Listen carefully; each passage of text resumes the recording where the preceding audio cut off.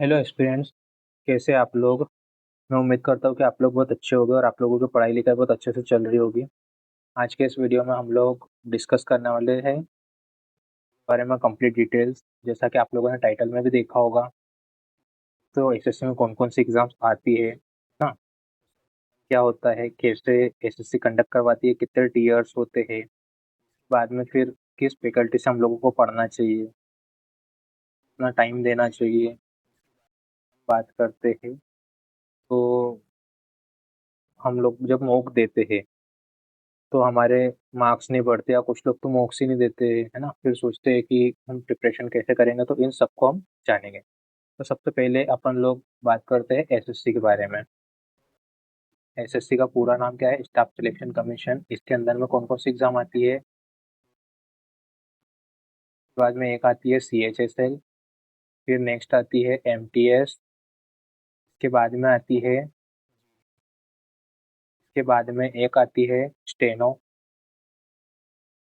के बाद में नेक्स्ट आती है सीपीओ, के बाद में नेक्स्ट एक आती है जूनियर हिंदी ट्रांसलेटर की जेएचटी।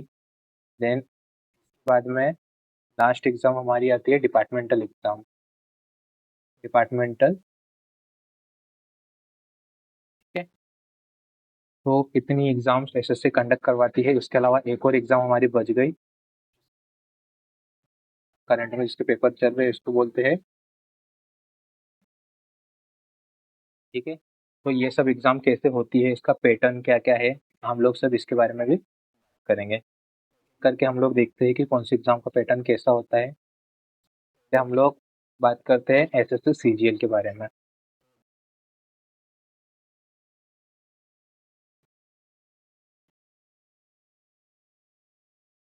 सीजीएल, है ना, यहाँ से हम लाइन खींच देते हैं पार्टीशन बना करके। दूसरा आएगा यहाँ पे एसएससी सीएचएसएल। देखो, ये दोनों एग्जाम जो होती है, इसमें टीयर 1 और टीयर 2 होते हैं। इसमें होता है एक टीयर 1 और दूसरा होता है टीयर 2। इसी के बेस पे टीयर 1 है, क्या है, क्वालिफाइंग है, और टीयर 2 के बेसिस पे क्या बनती है, मेरिट इसी के बेसिस पे बनती है। टीयर 1 में जब सब्जेक्ट की बात करते हैं, पहला आता है मैथ्स, रीजनिंग, इंग्लिश, इंग्लिश और यस। मैथ्स में 25 क्वेश्चन आते हैं, रीजनिंग में 25 क्वेश्चन आते हैं, इंग्लिश में भी 25 क्वेश्चन आते हैं, और जीएस में भी 25 क्वेश्चन आते हैं। और ये सब दो दो नंबर के होते हैं, मतलब 50 का ये होता है, 50 का ये होता है, 50 का ये, 50 का ये, है ना। कुल मिला के यहाँ पे 100 क्वेश्चन आते हैं। 1/4 की नेगेटिव मार्किंग होती है, 1/4 की नेगेटिव मार्किंग होती है। और जब हम सीजीएल के मेंस की बात करते हैं, मेंस 3 सेक्शन में होता है,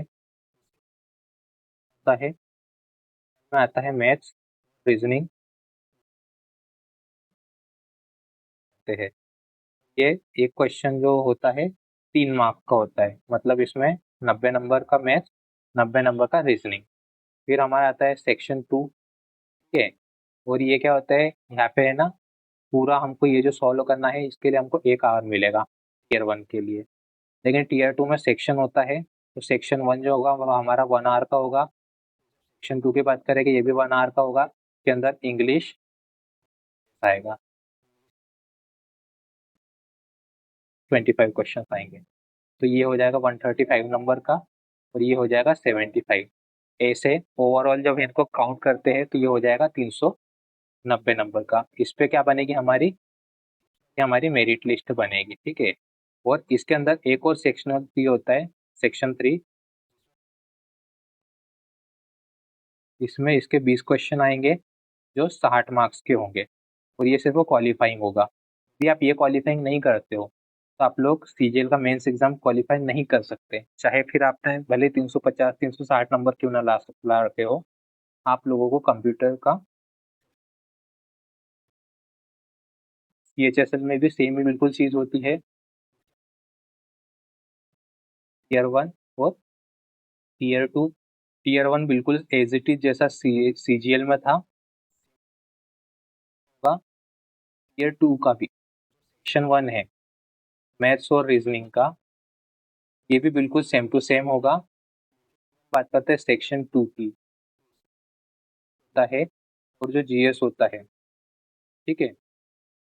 ये कितने मार्क्स का आएगा? इसके अंदर 40 क्वेश्चन आते हैं 120 मार्क्स के, इसके अंदर 20 क्वेश्चन आते हैं 60 मार्क्स के, करके टोटल बन जाता है, ये दोनों मिला के 180 हो जाएंगे, दोनों मिला करके 180 मतलब 360।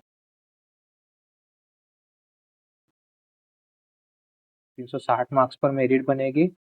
और होता है कंप्यूटर पूछेगा, ये क्वालिफाई करना जरूरी है, लेकिन इसमें 15 क्वेश्चन आएंगे 45 मार्क्स के, ठीक है। जो क्वालिफाइंग मार्क्स रहेंगे आपको जो एसएससी का नोटिफिकेशन होता है उसमें देखने मिल जाएंगे। और इनका जो सबका सिलेबस है कि मैं लिंक डाल दूंगा ना हमारे जो डिस्क्रिप्शन है इसमें। पहली चीज हमने सब तो डिस्कस कर लिया, लेकिन मेंस में नेगेटिव कितने की होती है? तो इसमें नेगेटिव जो होती है वो होती है 1/3 की नेगेटिव, सीजीएल में भी और एचएसएल में भी नेगेटिव होती है 1/3 की नेगेटिव, और प्री में होती है 1/4 की नेगेटिव।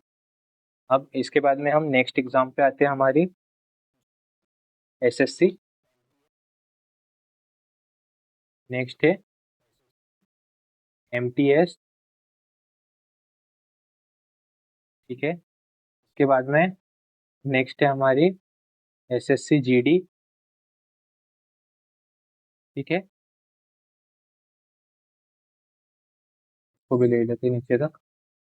फिर एक और होती है हमारी सिलेक्शन पोस्ट, जो भी चल रही है, सिलेक्शन पोस्ट। इस सब एग्जामों में सिर्फ एक एक टीयर होता है, इसमें भी टीयर 1 ही होता है, इसमें भी टीयर 1 ही होता है, टीयर 1 ही होता है, ठीक है। जब हम एमटीएस की बात करते हैं, इसके अंदर में जो इसके अंदर में टीयर 1 दो सेक्शन में होता है, एक सेक्शन 1 होता है, एक सेक्शन 2 होता है। मैथ्स और रीजनिंग आएगा, 20-20 क्वेश्चन आते हैं, मार्क्स का एक होता है, मतलब 60 का, ये 60 का ओवरऑल 120। ये जो मैथ्स रीजनिंग है सिर्फ क्वालिफाइंग नेचर के है, क्वालिफाई करना है, इस पर मेरिट नहीं बनेगी। सेक्शन 2 की बात करते हैं, हमारा इंग्लिश का सब्जेक्ट होता है और एक होता है जीएस का। क्या आते हैं 25 मार्क्स का इंग्लिश, 25 मार्क्स का, जो 3-3 मार्क्स के होके 75-75 के हो जाते हैं। ओवरऑल 150 मार्क्स पे इसकी मेरिट लिस्ट बनती है, इस पे हमारी मेरिट बनती है, और सिंगल एग्जाम होती है एमटीएस में, ठीक है। और इसमें जो नेगेटिव मार्किंग होती है 1/3 की होती है, दोनों में, मैथ्स रीजनिंग में भी होगी और जो जीएस में भी, ठीक है। देखिए नेगेटिव मार्किंग होती है। नेक्स्ट जब हम बात करते हैं एसएससी जीडी की, तो इसका भी जो प्री होता आएगा, मैथ्स आएगा, इंग्लिश या फिर हिंदी, आपके ऊपर रहेगा आपको क्या चूज करना है, और लास्ट में जीएस। इसमें आते हैं रीजनिंग के आते हैं 20 क्वेश्चन, मैथ्स के आते हैं 20 क्वेश्चन, आते हैं 20-20 क्वेश्चन, और जीएस के आते हैं 20 क्वेश्चन, ये 2-2 मार्क्स होते हैं, का, का 40 मार्क्स का, और ये, ठीक है। ओवरऑल हमारी जो मेरिट बनेगी 160 में से बनती है, ठीक है। इसमें क्या बनेगी मेरिट, और इसमें जो नेगेटिव होती है वो हमारी 1/8 होती है, ठीक है। मतलब जैसे आपका 2 मार्क्स का एक क्वेश्चन है, तो इसमें से आपके 0.5 मार्क्स नेगेटिव हो गए यदि आप रॉन्ग करते हो तो। और इसके बाद में इसमें होता है, तो पीईटी होता है, पीटी और पीएचटी होता है, ठीक है, फिजिकल एग्जामिनेशन। नेक्स्ट बात करते हैं सिलेक्शन पोस्ट की, तो लेकिन इसमें भी 3 पोस्ट आती है। एक आएगी हमारी ग्रेजुएशन लेवल की, एक आएगी हायर सेकेंडरी लेवल की, और एक मेट्रिकुलेशन मतलब की 12th की और ग्रेजुएशन की। एग्जाम पैटर्न तीनों में सेम होगा, होता है सर, रीजनिंग आता है, मैथ्स आता है, आता है और आता है। इसमें भी रीजनिंग जो आएगा 25 मार्क्स का आएगा, मैथ्स 25 मार्क्स, सॉरी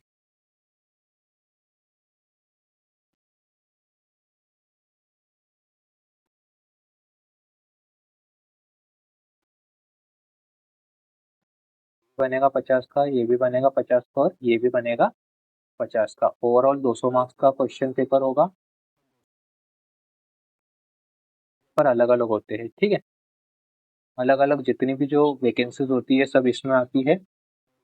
3 पेपर अलग अलग होते हैं और तीनों की मेरिट अलग अलग लगती है। अब हम नेक्स्ट बात कर लेते हैं। हमारी एक होगी एसएससी जेई की डिपार्टमेंटल एग्जाम जो होती है वो तो जैसे जो इसमें जो पैटर्न है सेम पैटर्न होगा। डिपार्टमेंटल में थोड़ा बहुत चेंज होता होगा, तो कोई यूनिक पेपर नहीं आता है आपका। नेक्स्ट बात करें हम, होता है SSC JST junior Hindi translator की। और इसके बाद में जो हमारी लास्ट है बात करते हैं, तो लास्ट आती है स्टेनो की, स्टेनोग्राफर। ठीक है। जब हम एसएससी जेई की बात करते हैं एक टीयर 1 होगा। इसके अंदर पूछेगा रीजनिंग, जनरल अवेयरनेस और इंजीनियरिंग का इनका एक सब्जेक्ट सेपरेट होता है। ठीक है। का पूछता है मार्क्स पे एक एक क्वेश्चन होता है। 50 हो जाएगा, ये 50 हो जाएगा और ये हो जाएगा, मतलब इनका ओवरऑल 200 मार्क्स का पेपर होता है। बाद में इसमें 1/4 की नेगेटिव मार्किंग होती है, 1/4 की मार्किंग है। देन जो ये क्वालिफाई कर लेता है, और ये पेपर कितने आवर का होता है, 2 आवर का होता है, 2 आवर्स का होता है। देन टीयर 2 होता है। टीयर 2 में तो एक सब्जेक्ट पूछता है इनका इंजीनियरिंग, इसके इनको आते हैं 100 क्वेश्चन। क्वेश्चन इसमें 3 मार्क्स का होता है, मतलब 300 नंबर। ओके। देन इसमें नेगेटिव है 1/3 की, 1/3 की नेगेटिव है, और इसका टाइमिंग है 2 आवर्स का। फिर हम एसएससी जूनियर हिंदी ट्रांसलेटर की जब बात करते हैं, तो इसके अंदर में 2 पेपर होते हैं। इसके अंदर में भी टीयर 1 टीयर 2 होता है, या पेपर 1 पेपर 2 बोलते हैं उसको। ठीक है, पेपर 1 और एक होता है पेपर 2। पेपर 1 की बात करते हैं तो उसके अंदर जनरल हिंदी और जनरल इंग्लिश आती है। ठीक है, जनरल हिंदी आती है और जनरल इंग्लिश आती है। ठीक है, इसमें 100 क्वेश्चन आएंगे तो 100 मार्क्स के रहेंगे। इंग्लिश के भी 100 क्वेश्चन आएंगे जो 100 मार्क्स के रहेंगे। 4 की 1/4 की इसके अंदर नेगेटिव मार्किंग होती है, और ओवरऑल 200 मार्क्स का होता है इसका। जब टीयर 2 की बात करते हैं तो टीयर 2 में ऑप्शन नहीं होते, मतलब में नहीं होता है। आएगा एक तो ट्रांसलेशन का पेपर होता है, एक पेपर आपका होगा ट्रांसलेशन का, और दूसरा होगा इसके अंदर एसे राइटिंग। इसके अंदर होगा दूसरा एसे राइटिंग। ठीक है, जो 200 मार्क्स का होता है। ठीक है, ये भी 200 मार्क्स का होता है। और ये पेपर भी 2 आवर्स का होगा, और ये वाला भी 2 आवर्स का होगा। ठीक है। अब लास्ट टाइम हम आते हैं स्टेनो के ऊपर। ठीक है, स्टेनोग्राफर की जब बात करेंगे तो इसके अंदर होता है हमारा टीयर 1। जब पूछता है जनरल अवेयरनेस, रीजनिंग और इंग्लिश, इसमें मैथमेटिक्स नहीं होता है। जो जनरल अवेयरनेस होगा, ये 50 क्वेश्चन आएंगे, रीजनिंग के 50 आएंगे, और इंग्लिश के इसमें 100 क्वेश्चन आते हैं। ऐसे 200 क्वेश्चन आते हैं का होता है, तो मतलब इसमें 200 ही मार्क्स का पेपर होता है टीयर 1। ठीक है, और ये 2 आवर्स का होता है, 2 आवर्स का होता है। फिर जब हम नेक्स्ट बात करते हैं, इसके अंदर 2 पोस्ट आती है। एक होती है स्टेनो सी, स्टेनो, है ना, ग्रुप सी, और एक होती है स्टेनो ग्रुप। जब ग्रुप सी की बात करते हैं तो इसके अंदर इनको स्पीड चाहिए होती है, जो लैंग्वेज सीखते हैं इसकी W 100 वर्ड पर मिनट, है ना, 10 मिनट तक का होता है।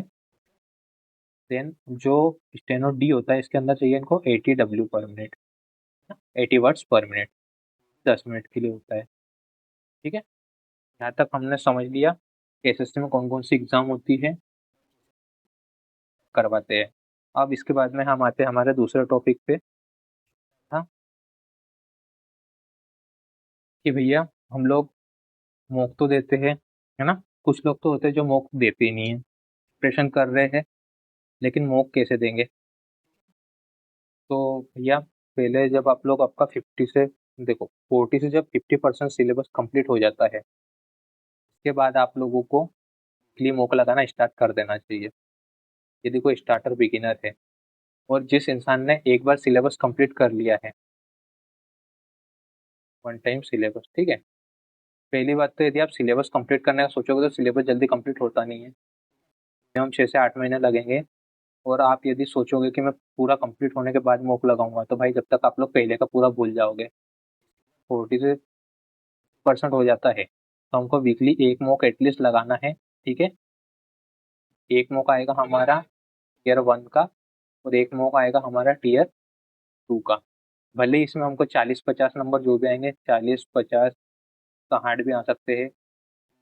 मेंस का लगाओगे, इसमें हमको 150 आएंगे, 200 आएंगे, है ना, या फिर इससे भी कम जो भी आए, लेकिन इसको एक्सेप्ट करते हुए लगाओ, इससे आप लोग ग्रोथ करोगे। जब 3 साल बाद भी लगाना चालू करते हो यही मॉक, तो भी ग्रोथ आपकी यहीं से शुरू होगी।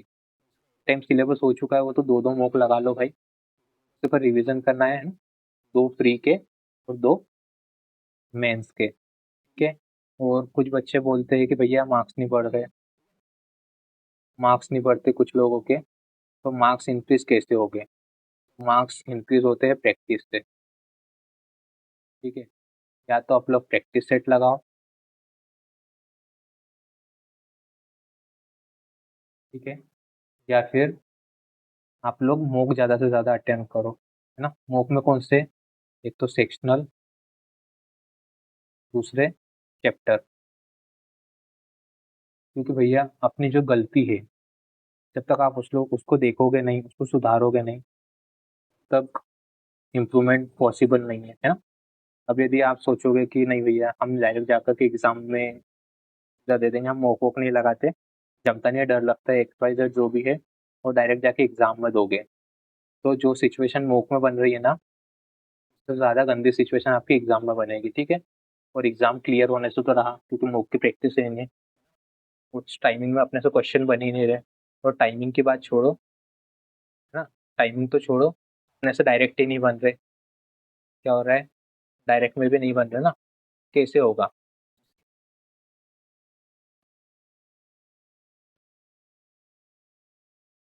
प्रैक्टिस, ठीक है। अब आप लोग क्वेश्चन कहीं से भी लगाओ, ऐसी कोई बॉन्डिंग नहीं है उसकी, मॉक टेस्ट ही देना है या फिर टेक्स्ट बुक ही लगाना है, आपको जैसे जम रहे हो वैसे लगाओ, ठीक है। देख सकते हो प्रैक्टिस के लिए, फिर बुक से भी प्रैक्टिस कर सकते हो, ठीक है।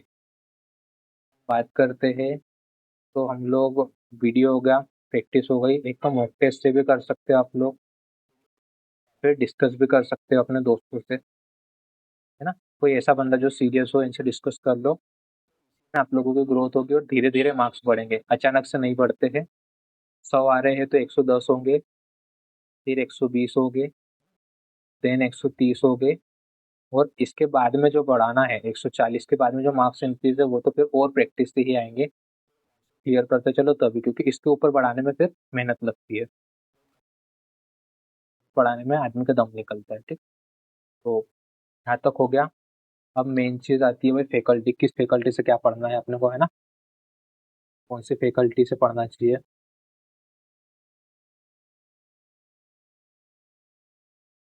ठीक है। तो हमारे सब्जेक्ट कौन कौन से थे? एक हो गया मैथ्स, दूसरा हो गया रीजनिंग, तीसरा हो गया हमारा इंग्लिश, है ना, चौथा हो गया GS, पांचवा हो गया कंप्यूटर, और छठवा हो गया हिंदी। हिंदी का मुझे आइडिया नहीं है, लेकिन आप लोग सर्च कर सकते हो, है ना, बहुत सारे टीचर्स मिल जाएंगे। बाकी मैथ्स के लिए या तो आप लोग गगन सर को देख लो, या फिर आदित्य सर को भी देख सकते हो, आदित्य रंजन सर, या फिर इनके अलावा एक है पवन राव सर, ठीक है? और इनके अलावा सबसे famous Rakesh Yadav sir. Reasoning की बात करते तो एक विक्रमजीत सर आते हैं अपने, इनके अलावा एक पीयूष सर है, ये कैरियर वेल वाले, ठीक है? इनकी तो खुद की ऐप है RG विक्रमजीत,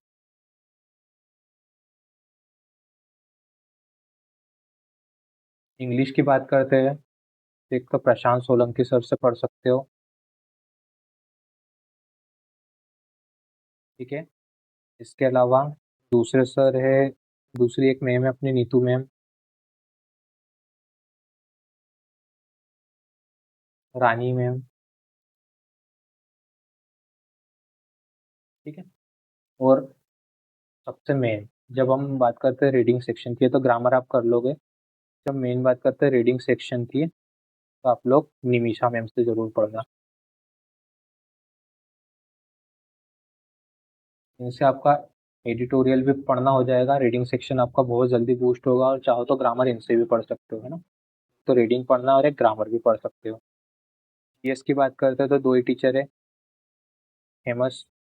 एक है कुमार गौरव सर, जो बहुत अच्छा पढ़ाते हैं। दूसरे है परमार सर। यदि आप लोग हिंदी मीडियम से हो तो कुमार गौरव सर को प्रेफर करना, और इंग्लिश से हो तो परमार सर को प्रेफर करना। ठीक है। बात करते हैं तो कंप्यूटर में एक तो है अपने लाभ सर, लाभ सिंह नैन सर।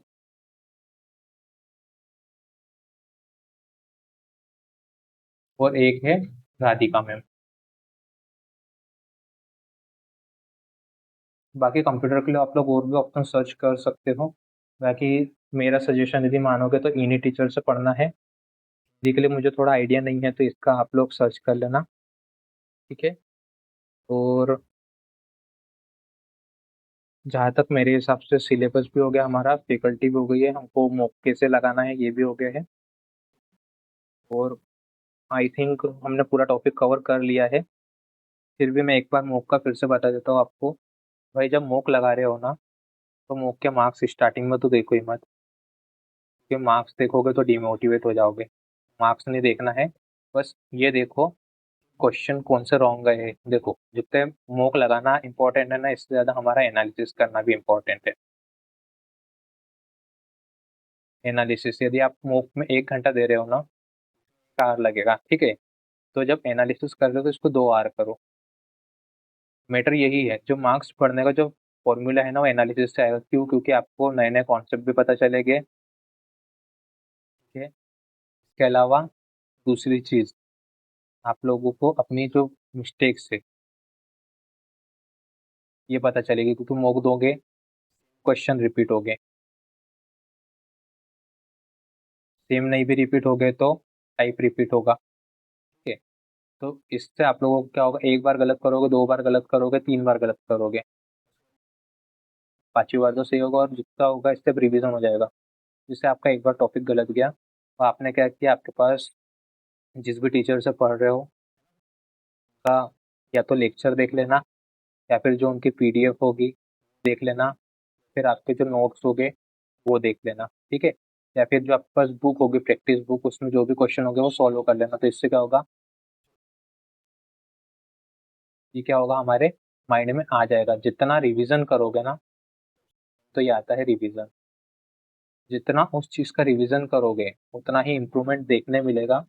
यदि आप लोग सोचोगे कि नहीं भाई वो पढ़ना है, चलो पढ़ लेंगे, मौक नहीं देना, मौक से डर लगता है, कैसे होगा, प्रेशन कर रहा हूँ मैं, है ना। प्रीलिम्स भी क्लियर नहीं है, मेंस का मौक क्यों दूँ। तक मेंस का नहीं दोगे ना, हमारे प्री के ज़्यादा कॉन्सेप्ट क्लियर नहीं होंगे। और दूसरी चीज़, प्री निकालना है क्या, नहीं ना, मेंस भी देना है आगे चल के। तो स्टार्टिंग से मेंस टारगेट करो ना। मेंस टारगेट करोगे तो प्री भी निकलेगा और मेंस भी निकलेगा, और ज़्यादा टाइम भी नहीं लगेगा। ठीक है। और यदि ये सोचते रह जाओगे कि नहीं अभी तो मेंस में बहुत टाइम है, कर लूंगा, हो जाएगा, मेरे पास 1 साल है, 2 साल है, 3 साल है, 4 साल है, जो भी है, जितना भी टाइम डिसाइड करके रखा है भाई, कब निकल जाएगा पता नहीं चलेगा। कल कल करते रह जाओगे और रह जाएगा। तो मेरे हिसाब से मुझे लगता है मैंने सफिशिएंट समझा दिया है। ज़्यादा आई थिंक टॉपिक बचा तो नहीं है इस वीडियो में। बाकी यदि फिर भी आप लोगों को कुछ ऐसा लगता है कि जो छूट गया है, या फिर जो भी डाउट है, तो भाई कमेंट सेक्शन खुला है, लोग बता देना। और जो सिलेबस की बात है, ऑल एग्ज़ाम का सिलेबस ट्राई करूँगा कि इसको कमेंट सेक्शन में लिंक में डाल दूँ, तो आप लोग वहाँ से देख लेना। और भैया वीडियो को लाइक कर दो, हो सके तो सब्सक्राइब भी कर लो यदि इन्फॉर्मेटिव लगा हो तो। और यूट्यूब ने एक नया फीचर लाया है करने को, तो इसको हाइप भी कर दो। और अपने जो जान पहचान वाले जो न्यू प्रिपरेशन स्टार्ट कर रहे हैं उनको शेयर कर दो, शायद उनके लिए इन्फॉर्मेटिव हो। और ऐसे ही बने रहो वीडियो में। मिलते हैं अगले वीडियो में, तब तक के लिए टाटा बाय बाय, है ना। खुश रहो और आसपास साफ सफाई बना के रखो। Bye bye.